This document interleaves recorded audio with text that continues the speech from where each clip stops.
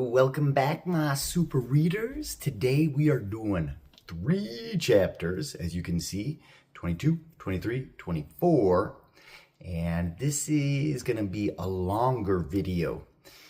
They're bigger chapters. So first we have 60 vocabulary words. So study these words.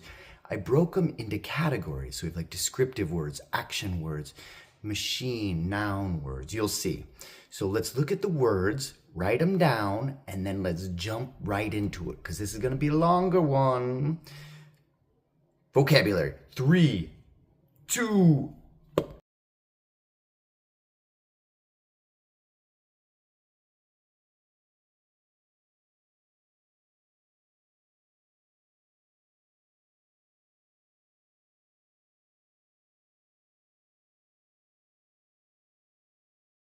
okay, you got the vocabulary? Now let's read them. Okay, write those vocabs down, print them out, study them, whatever you gotta do. Okay, to make this easier, let's do it. 22. What is this lever for? We continued to look around the laboratory. It was filled with lots of strange mechanical devices. Mechanical device. I was checking out something that looked like an old jukebox. Old jukebox play music at the bar when disaster struck. What is this lever for? A lever is something you pull. Trap mumbled. Before you could say squeak, he had pushed it. Pushed the lever or pulled the lever. Suddenly, all the metal objects in the lab were drawn toward a huge magnet, including the big key that I had hooked to my belt. Soon I was stuck to the magnet like cream on cheese. So you press the button, you turned on a magnet. This is the magnet. There's the key, hooked to his belt. He's stuck. Help! I screamed. Get me down. Quiet. As a mouse, Pinky hit the lever again. Everything hit the floor, including me. So she turned it off, everything fell down. I landed right on my head. Ow. Rancid rat hairs, I moaned, rubbing my fur. I was going to have a lump the size of Mount Cheddar. So he's going to have a lump on his head, right? Because he fell on his head. You get a bump, a lump, bump, lump, lump, bump. Okay. Chapter 23. It's a long story. Right then, the door flew open. We all turned around in surprise. An enormous, huge creature stood in the doorway. I gulped, like scared. No, it wasn't just any old creature. It was a cat! A cat! Who was 20 feet long and weighed 500 pounds. The head was huge, with pointed ears. The whiskers shook. The gold speckled eyes looked cruel, mean. In fact, they seemed to look right through us. My heart hammered, bump, bump, bump, bump, bump, bump, away under my fur. My paws shook, shaking. I was about to faint in front of a monster-sized cat. I tried giving myself a quick pep talk. Don't worry, Geronimo. It's not that bad, I told myself. Maybe he's a vegetarian. Doesn't eat meat. Maybe he just wants to borrow a cup of sugar. Maybe he's lonely. But I knew I was kidding myself. I mean, I'm not blind. I could tell this cat meant business. Still, there was something different about him. What was it? Maybe it was his eyes. They seemed so fixed and glassy. Not real. Or maybe it was his fur. It looked so fake. Just then, we heard a weird whirring sound. It was marching toward us with stiff, like wiring sound, I don't know, wiring, robot-like movements. Suddenly, he stood up on his hind paws.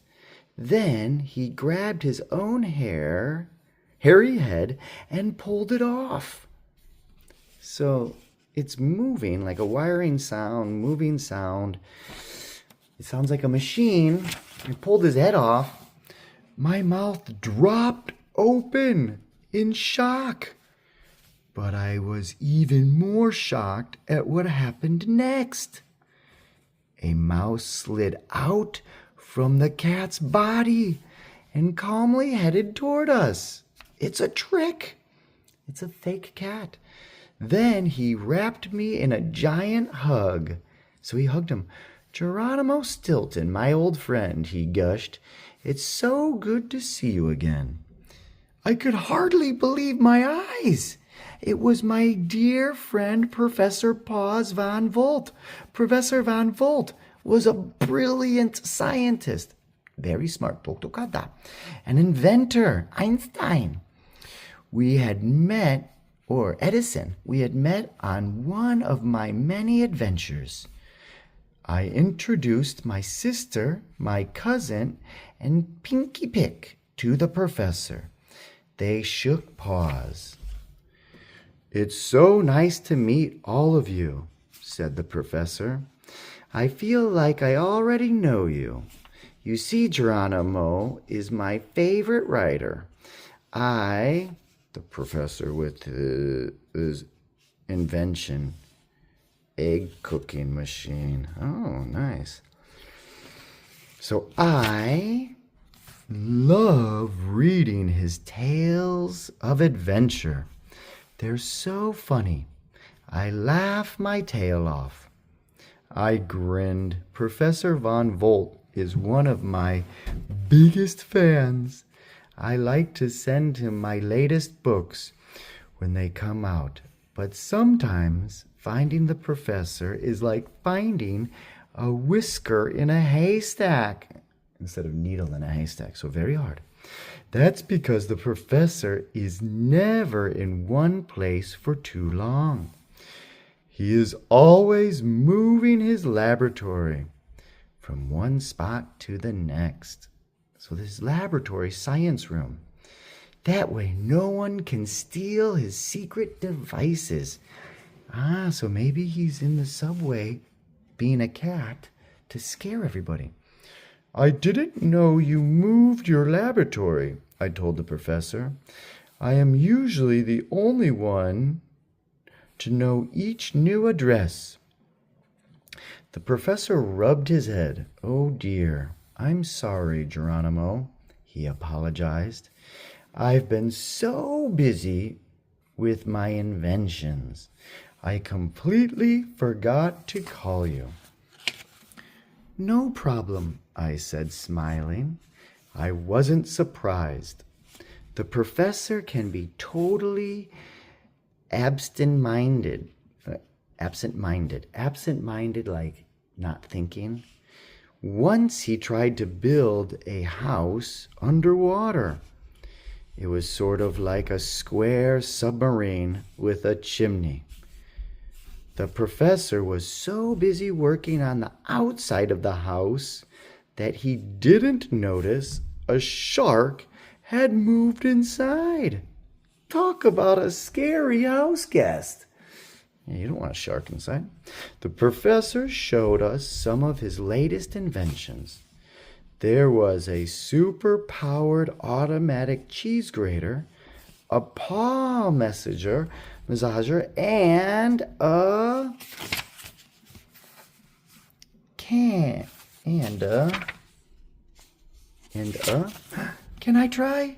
Thea asked, picking up the curler. The machine let off a puff of steam. Wow, Thea cried, checking out her perfectly curled whiskers. I have to buy one of these. The professor chuckled, laughed. This is only a sample, he explained. When I get a patent for it, I will send you one. A patent means he owns the design. Check the vocab. As usual, the professor's inventions were all incredible. But why had he created a giant robot cat? It's a long story. And the professor explained. Let me start at the beginning. So the professor's going to start telling the story in chapter 24, my latest invention. All right, so what did we find out so far before we start chapter 24? They're down there, giant magnet, sucked him up, the key, dropped the magnet. Then professor came out. He was dressed as the cat. He came out. Professor Von Schwaffabonbon is Geronimo Stilton's friend, and he's going to tell them why he made this giant cat. Let's get into it. Chapter 24. Here we go. All right, 24. My latest invention. As a young mouselet, a little mouse, I loved to dig tunnels underground. I would dig tunnels to get to school. I would dig tunnels to get to my friend's mouse house. I would dig tunnels to get to the cheese shop. Ooh, smart. When I grew up, my family sent me off to Radford.